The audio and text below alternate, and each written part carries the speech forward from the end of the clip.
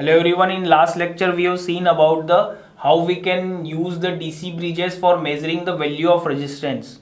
The value of resistance for medium resistance, for low resistance and for high resistance. We have seen all those methods with the help of bridge circuitry. Now we are coming on to the AC bridges. So AC bridges uses the variable power supply, okay, and that is used for measuring the value of capacitance and the inductance. So first we need to understand the basic about the AC bridges. So in the AC bridges, when we are using the resistance with the inductance or capacitance, we need to know the combination and we need to find out the equivalent impedances with the by the use of resistances with capacitance and inductance. So here when the inductance when the resistance is series with the capacitance, the capacitive reactance is Xc and the resistance is R, then the impedance of resistance is Z1 is equal to R and the impedance of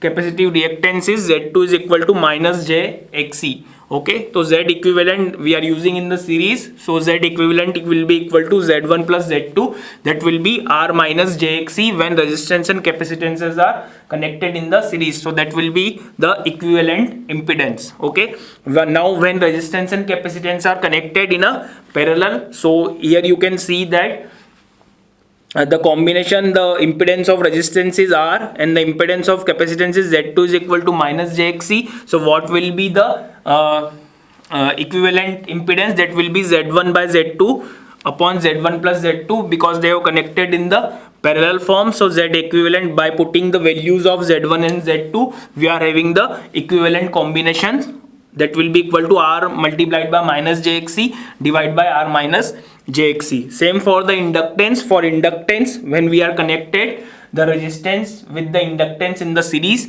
then the equivalent the impedance of resistance is R and the impedance of inductance is jXl. So that is connected in the series. The what will be the equivalent impedance? That will be equal to Z1 plus Z2. So by putting the value of Z1, that is R, and putting the value of Z2, that is jXl, we are having the Z equivalent when it is connected, when resistance is connected in the series with the inductance. The value of Z equivalent will be equal to R plus jXl. Now when we are considering the resistance with parallel with the inductance, so that the Z1 equal to R and the Z2 is equal to jXl.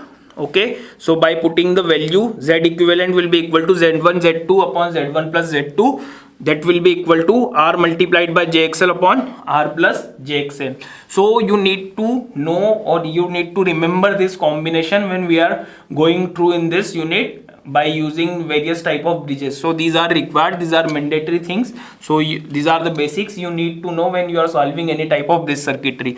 Now coming on to the basic of AC bridges, so that consider the four branches like we have seen in the Wheatstone bridge. So the impedances of those branches is Z1, Z3, Z2, Z4, Z1, Z2, Z3, Z4, and current in this I1 and I2. Okay, and the voltage drop is E1, E2, E3, E4, and we have used the variable power supply. So when we are considering this detector, we have used the detector for reaching the condition of the balance. Okay, so at balance condition, what will be the value of E1? E1 will be equal to E2, E1 will be equal to E2 in the balance condition. That means Z1 I1 voltage drop here is Z1 I1, that will be equal to Z2 I2, जो यहाँ पर voltage drop है, that is equal to Z1 I1 is equal to Z2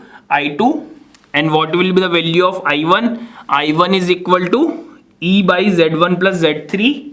Here you can see in the circuit diagram, and I2 is equal to E by Z2 plus Z4. So by putting the value of I1 and I2 in equation number 1, if we put the value of I1 and I2 in the equation number 1, what we will get? Z1 multiplied by E by Z1 plus Z3, that is the value of I1, and Z2 multiplied by E by Z2 plus Z4, that is the value of I2. So solving further this equation, we will get Z1 Z4 is equal to Z2 Z3. So the ratio is Z1 by Z2 is equal to Z3 by Z4. So by in balance condition, what will be the ratio of impedances? That will be Z1 by Z2 is equal to Z3 by Z4. So by implementing this condition, we can know the value of unknown inductance and the capacitance. So in the next we will see the how we can measure the value of the